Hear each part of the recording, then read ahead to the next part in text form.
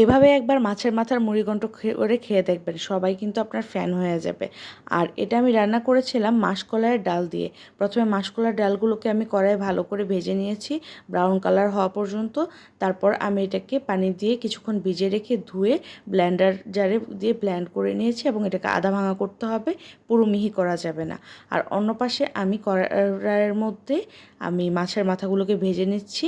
আরেক পাশে পাতিলের মধ্যে আমি তেল দিয়ে তাতে পেঁয়াজ এবং গোটা মশলা, তেজপাতা এগুলোকে ভালো করে ভেজে নেব। ভাজা হয়ে গেলে তাতে আমি আদা রসুন দিয়ে দেবো। আদা রসুন দিয়ে আবার কিছুক্ষণ ভেজে তার মধ্যে আমি সব ধরনের মশলা, হলুদ, লবণ, মরিচ, ধনিয়ার গুঁড়া, জিরার গুঁড়া আর গরম মশলার গুঁড়া দিয়ে এটাকে আমি কিছুক্ষণ ভেজে নেব। ভাজা হয়ে গেলে তাতে আমি একটু পানি দিয়ে আবার কিছুক্ষণ কষিয়ে নেব।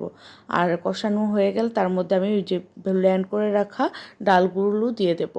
আর ডালগুলো দিয়ে আবার কিছুক্ষণ কষিয়ে নেব, নিয়ে তাতে আমি গরম পানি দিয়ে দেবো। পানির পরিমাণটা বেশি দিতে হবে, কারণ ডালটাকে মোটামুটি অনেকক্ষণ রান্না করতে হবে।